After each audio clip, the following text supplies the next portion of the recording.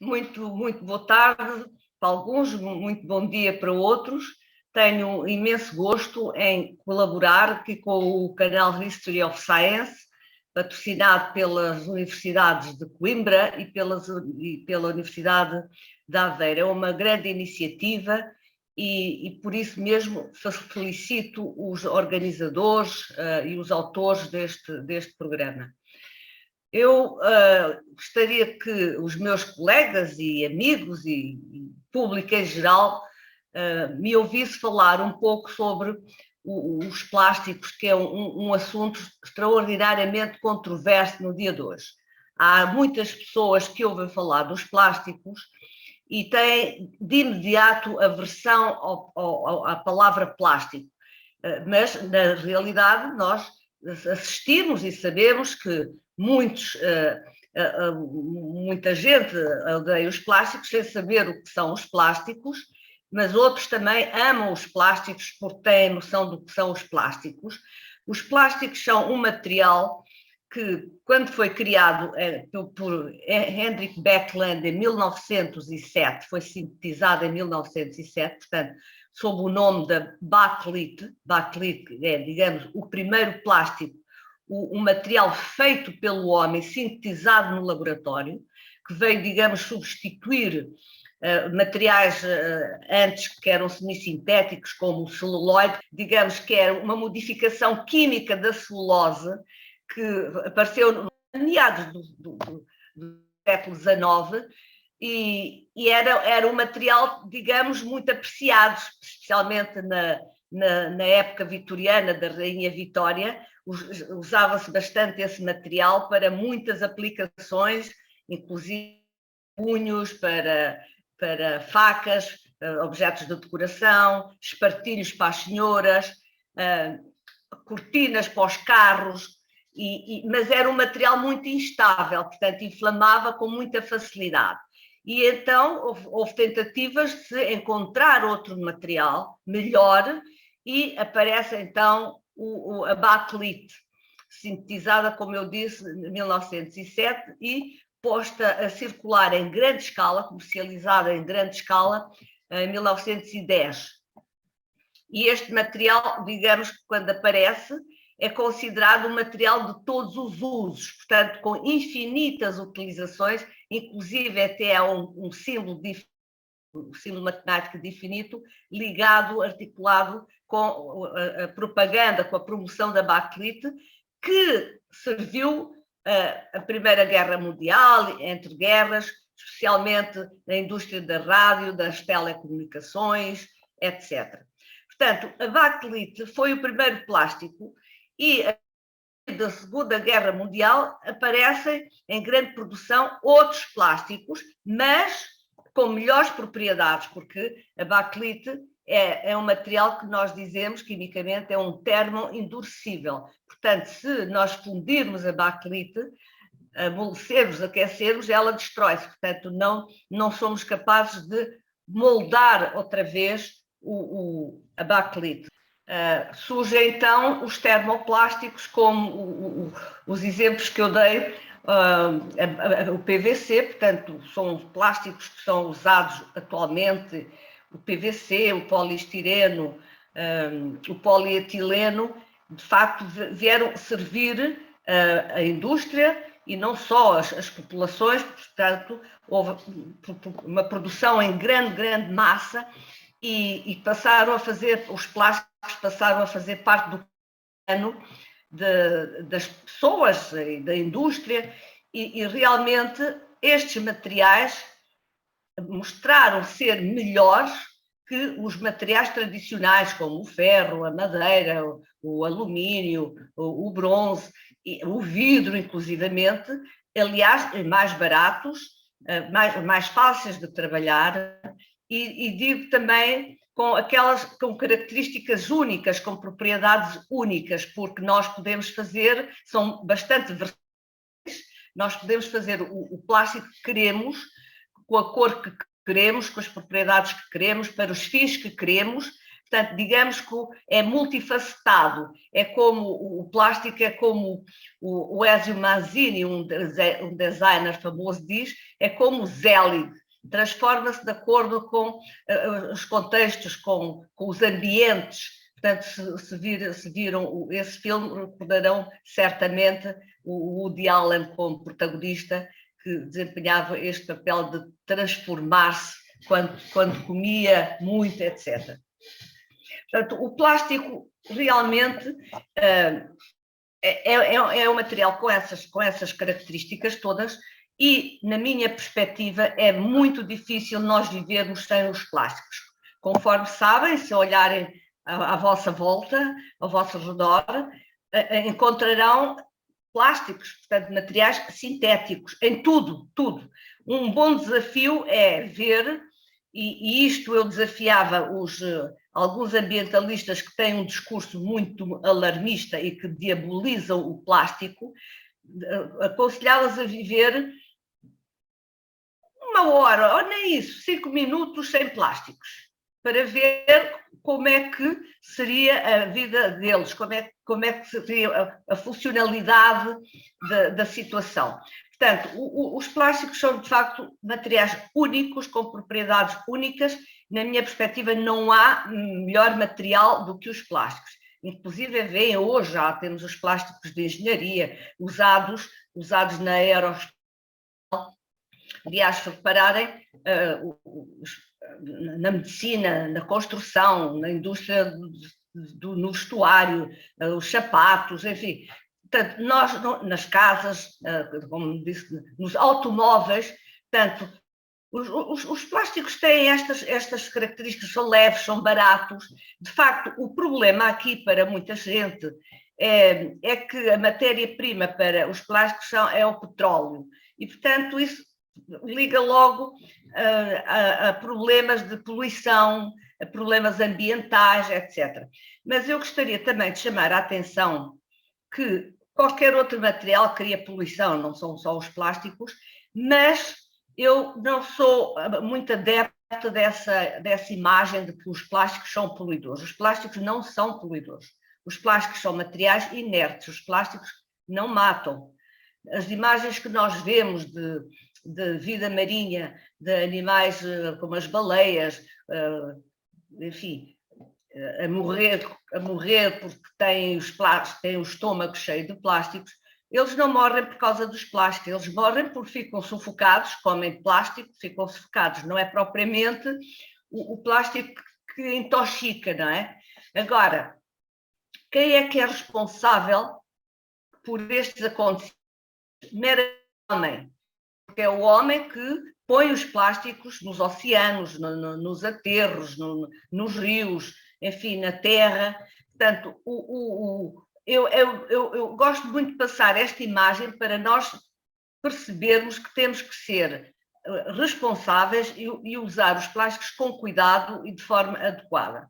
Se me perguntar, mas há algum material que vai substituir os plásticos? Eu não tenho a certeza, mas neste momento não me parece que os bioplásticos, que agora tanto se fala, que venham substituir e que não tragam problemas de sustentabilidade. Porque nós agora conhecemos os problemas que estes plásticos, digamos, tradicionais, cuja matéria-prima é o petróleo, conhecemos os problemas e estamos a tentar resolvê-los, não é? Agora, se de facto queremos substituir os plásticos por bioplásticos, acho que temos muitíssimo que aprender para além de percebermos, nem sabermos que tecnologia vamos usar e quais os problemas que essa tecnologia traz.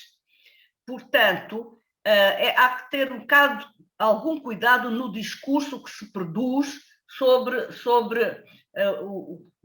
a ameaça dos plásticos, porque os plásticos não constituem nenhuma ameaça, pelo contrário, não são diabólicos, pelo contrário, e se nós pensarmos um pouco no que está a acontecer, nesta pandemia que nós estamos a viver, imaginem se não tivéssemos os plásticos para proteção, equipamento de proteção individual, para as luvas, para a zaragatoa, para as seringas, enfim, para uma quantidade de produtos que não seriam possíveis se não tivesse os plásticos. E os plásticos muitos salvam vidas nesta perspectiva, neste cenário que eu estou aqui agora a descrever.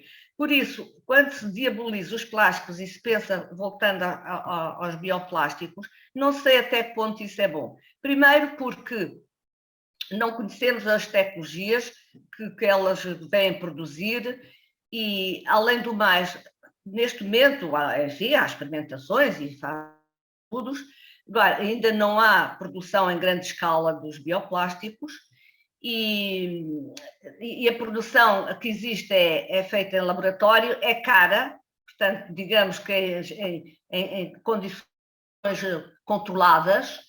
E, além do mais, se porventura nós tivermos matéria-prima vinda da terra, isto é uma violência contra a terra, isto é uma que parece até colonialismo, não é? De invasão da terra, seja dos indígenas ou não seja dos indígenas. Agora, o que me parece é que isto tem que ser muito ponderado. E a matéria-prima que vem da terra, ou que se pretende que venha da terra para fazer os biomateriais, os bioplásticos ou os biopolímeros, com várias designações, também tem algumas definições específicas. Portanto, eu pergunto se nós temos terra suficiente para plantar essa matéria-prima para fazer os tais plásticos que irão substituir, ou que se pretende que venham substituir, os plásticos tradicionais. Os microplásticos são, no fundo, partículas pequeninas, são plásticos, só que são em dimensões pequeninas, muito reduzidas. Esses plásticos,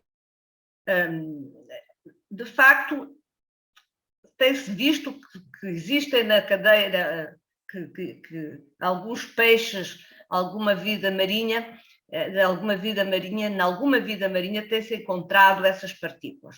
Agora, mais uma vez, e eu reitero, essas partículas não matam, o plástico não mata, o plástico é inerte. O que realmente poderá fazer mal são alguns aditivos que se usam nos plásticos para os tornar moles, para os tornar coloridos, para tornar com algumas propriedades, que, nomeadamente uns químicos chamados fetalatos, mas acontece que esses aditivos, esses fetalatos que provaram fazer mal, ou seja, de poder intoxicar e poderem migrar, por exemplo, nas embalagens de comida, que poderiam migrar para os alimentos, etc., foram proibidos. Por exemplo, já não são usados. Foram substituídos por outros que não se tem evidências que tenham matado alguém. Está a ver? Portanto, essa questão dos microplásticos também nós temos que estudar mais e perceber mais. E parar com esse discurso que eu acho diabólico e alarmista, outra vez, que nós vamos ficar todos intoxicados, que vamos morrer porque vem para a nossa cadeia alimentar, através dos peixes, etc, etc. Portanto, esse discurso não é pedagógico de jeito nenhum, pelo contrário. E nós aqui temos que fazer um discurso pedagógico e informar e esclarecer a população, seja pública em geral, seja académicos, seja até os próprios industriais, alguns, muitos não sei, mas quando começaram a fazer plásticos não tinham formação. Por exemplo, em Portugal só começou a haver um curso de engenharia dos polímeros quase na década de 80. Até aí os empresários iam aprendendo por imitação, por transferências de tecnologia portanto, é provável que não conhecessem a fundo a química dos plásticos. Mas hoje em dia isso já não se passa. Os industriais têm já formação, são preparados, viajam, fazem missões lá fora, leem agora com as vias sociais, com os meios de comunicação social, então isso é muito fácil aprender-se, vão-se a palestras, etc.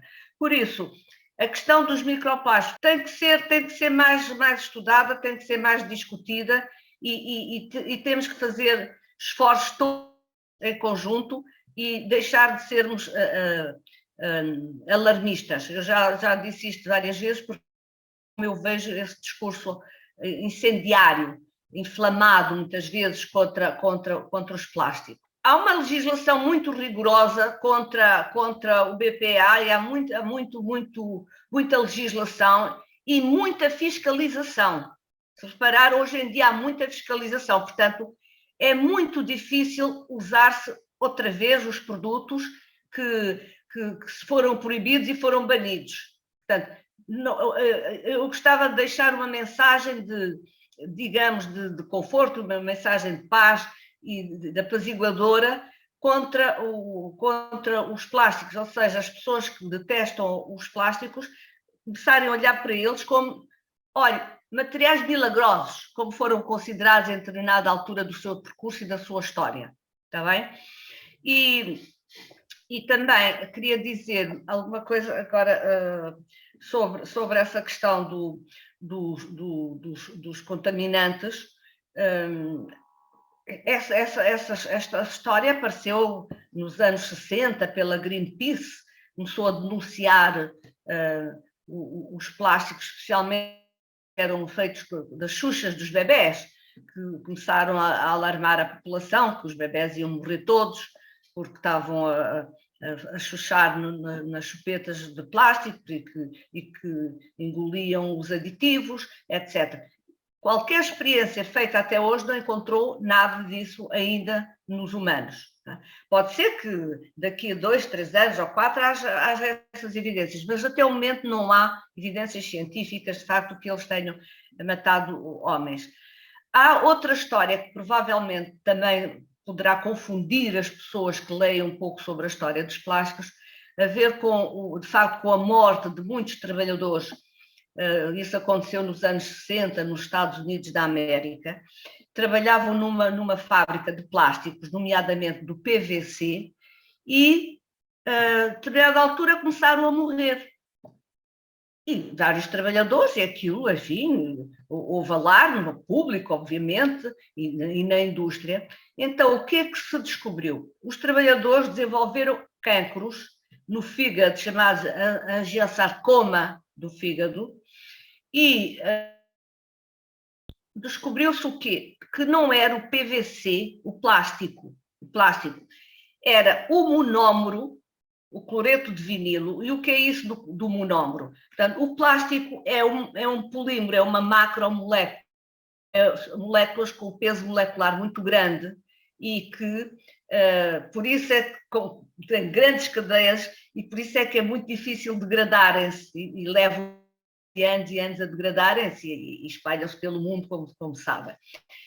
Porque nós não tratamos dele, não os reciclamos, não os pomos nos devidos lugares. Mas dizia eu que o plástico é de facto uma molécula muito grande, uma macromolécula, constituída por pequenas unidades que nós chamamos os monómeros.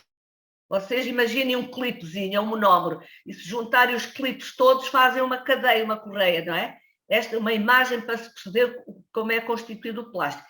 Então, esse cloreto de vinilo é o monómero do PVC, do policloreto de vinilo, e então esse é que é tóxico, é que mata, é que envenena. E o que é que acontecia? Na altura, a tecnologia para fabricar o PVC não é igual à tecnologia que existe atualmente. Então, os trabalhadores entravam nos reatores, que são os sítios onde se dá a reação química para produzir o PVC, entravam nos reatores para limpá-los, para limparem, porque as reações não se davam completamente, ou enfim, tinham desperdícios. Portanto, os reatores eram limpos pelos homens que entravam nos reatores. O homem a entrar todos os dias durante anos, ficou intoxicado e desenvolveram então o tal cancro. Porque hoje em dia a tecnologia para produzir o PVC é outra, é a tecnologia do reator fechado.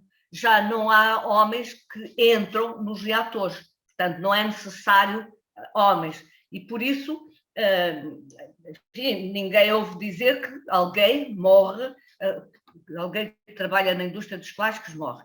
Portanto, esse foi de facto um episódio triste, aconteceu, mas lá está, não foi o plástico que matou. Está bem?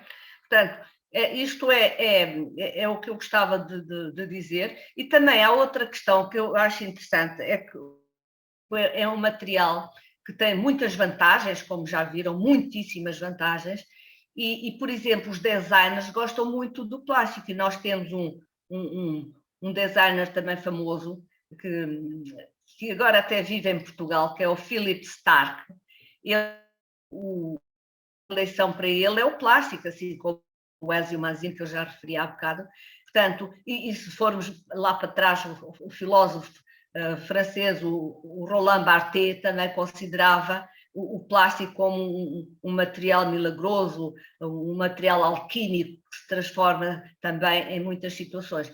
Por isso, há muita, digamos, inclusive há muita filosofia interessante à volta do plástico, que eu vou acompanhando, mas ainda nunca escrevi nada assim sobre, enfim, a estética do plástico, sobre o design do plástico, mas também é um assunto que tem levantado e suscitado muito interesse pela academia. E há outro assunto também que depois podemos falar um dia mais tarde, que é sobre o antropocénico, digamos, a nova era geológica que está agora em estudo e que se considera que nós estamos a viver uma era geológica, digamos, impactada pela atividade humana, e estavam-se a perceber quais seriam os indicadores agora desta época estratigráficos. E o plástico foi considerado um deles, era um dos elementos que estava na lista para ser considerado um indicador. Mas quem ganhou foram os radionuclídeos, porque estão no mundo inteiro, devido às bombas que existiram, as bombas atómicas, mas o plástico também seria um bom indicador. Porquê? Porque o plástico está em todo o mundo, geograficamente encontra plásticos em todo o mundo, é na terra, nas águas, e inclusive até nas rochas. Há, por exemplo, uma historiadora que fala sobre esta questão dos plásticos nas rochas, que são os plastiglomerados, que constituem pedras muito coloridas, porque o plástico com as cinzas, com as areias da praia e das rochas, vai-se penetrando, lá está, vai-se degradando por influência também do sol, vai-se partindo e vai formando pedras muito bonitas que os artistas depois, enfim, exploram esta componente e fazem do plástico um elemento simpático. O algodão, que é uma fibra natural, não é? E nós temos agora as fibras sintéticas, que todos nós usamos, as fibras sintéticas, são fáceis de lavar, enxugam-se rapidamente, duram, etc. O algodão gasta muita energia e muita água. Assim como o vidro gasta muitíssimo mais água na sua produção do que o plástico. Portanto, além de que, como eu disse há bocado, a Terra não é infinita, quer dizer, nós não podemos usar a Terra para fazer plásticos, porque hão de reparar, mesmo que queiram substituir os plásticos tradicionais, repare no termo que é usado, bioplástico. Portanto, a palavra plástico está presente. Não sei, podiam ter arranjado outro nome, mas não, é bioplástico. Portanto, o plástico tem aquela característica, como se dizia, na sua gênese, na origem da palavra, na etimologia da palavra da antiga Grécia, plástico queria dizer moldar as almas. Portanto, agora não é moldar as almas, mas é moldado para servir imensos campos de aplicação e fazer N items, N produtos, N artigos, que de facto toda a gente, sejam ricos, sejam pobres, utilizam. E de facto é conveniente. A questão da substituição, porque quando se fala de plástico, temos que pensar que o plástico tem a sua identidade própria. Embora filosoficamente se discuta essa questão, se ele imita os materiais tradicionais, se ele veio substituir os materiais tradicionais. Portanto, essa palavra substituição nos plásticos, também temos muito que conversar sobre isso e discutir. Agora, se o vidro, se o policarbonato vem substituir ou não, a história é igual à dos plásticos em geral.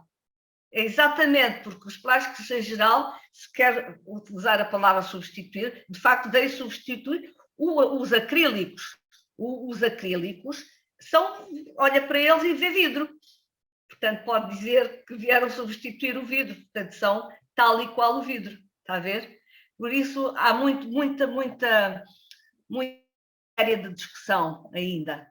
Se você gostou, deixe o like, compartilhe e assine o canal. Para receber notificações de novos vídeos, clique no sininho.